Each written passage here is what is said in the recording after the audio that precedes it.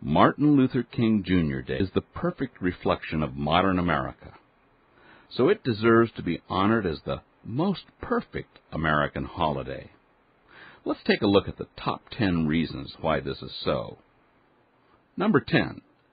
King's history and true behavior are kept secret from Americans, just like America's recent history and true behavior both domestically and abroad. In fact, the King cover-up is actually more legitimate because King's widow received a 1977 federal court order which sealed the huge FBI file on her husband for 50 years. Quote, because its release would destroy his reputation. Close quote. Reason number 9. King incited violence while preaching nonviolence, just as America does every time it invades another small, defenseless country. Let me give you a quote from an article by Alan Stang, and quote, wherever King went, violence erupted. He explained it himself in a piece he wrote for Saturday Review, April 3, 1965, in which he set forth the 4 steps of his technique. 1. Nonviolent demonstrators go into the streets to exercise their constitutional rights. 2. Racists resist by unleashing violence against them. 3. Americans of conscience, in the name of decency, demand federal intervention and legislation. 4. The administration, under mass pressure, initiates measures of immediate intervention and remedial legislation. Close quote. Number 8. King ruthlessly stole from others.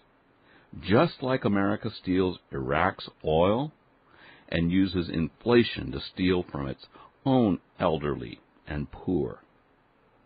Now I'd like to read you a quote from a book written by Michael Hoffman, and no less an authoritative source than the 4 senior editors of The Papers of Martin Luther King Jr., an official publication of the Martin Luther King Center for Nonviolent Social Change, Inc., whose staff includes King's widow, Coretta, stated of King's writings at both Boston University and Crozer Theological Seminary. Judged retroactively by the standards of academic scholarship, his writings are tragically flawed by numerous instances of plagiarism. Appropriated passages are particularly evident in his writings in his major field of graduate study, systematic theology. Only 49% of sentences in the section on tillage in his doctoral dissertation contain 5 or more words that were King's own. Close quote. Number 7. King stole money from his followers and supporters, just like America steals money from its own people through confiscatory taxation, obscene monetary inflation, and outlandish deficit spending. Kevin Strom, in an article entitled "The Beast is Saint, The Truth About Martin Luther King," says the following, quote, according to Assistant FBI Director Sullivan, who had direct access to the surveillance files on King which are denied the American people, King had embezzled or misapplied substantial amounts of money contributed to the civil rights movement. King used SCLC funds to pay for liquor and numerous prostitutes, both black and white, who were brought to his hotel rooms, often 2 at a time, for drunken sex parties which sometimes lasted for several days. Close quote. Number 6. King used a phony name, just like modern America poses as the America born of the 1776 Revolution. He was born Michael King. Number 5 on the list. King lied prodigiously, just as America lies chronically about all things domestic and foreign. FBI Director at the time, J. Edgar Hoover, named Martin Luther King Jr. as, quote, the single most notorious liar in the country, close quote. Number 4, King liked white hookers.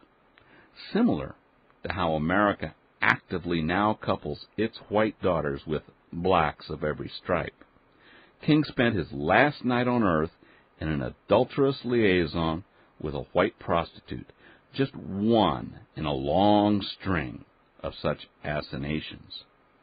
Number 3, King liked brutalizing weaker people, for which America has shown a predilection in both Iraq and Afghanistan most recently. During his last night alive, King was witnessed beating the prostitute he procured for the evening. Number 2, King was a communist, just like America's government has become. Quoting Kevin Strom again from that article I mentioned, quote, according to King's biographer and sympathizer David Garrow, King privately described himself as a Marxist. In his 1981 book, The FBI and Martin Luther King Jr., Garrow quotes King as saying in SCLC staff meetings, we have moved into a new era, which must be an era of revolution. The whole structure of American life must be changed. We are engaged in the class struggle. Close quote.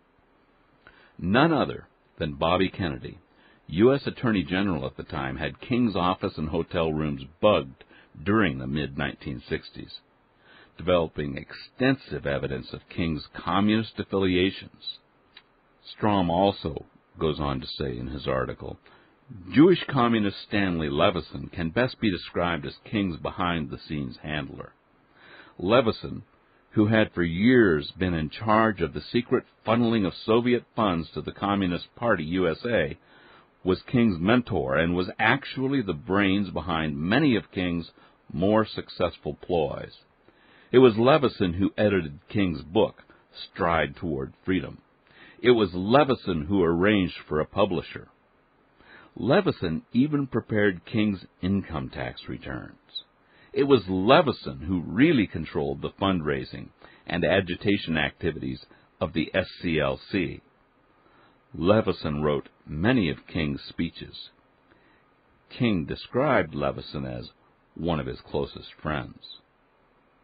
And finally, the number one reason why Martin Luther King Jr. Day is the perfect reflection of America.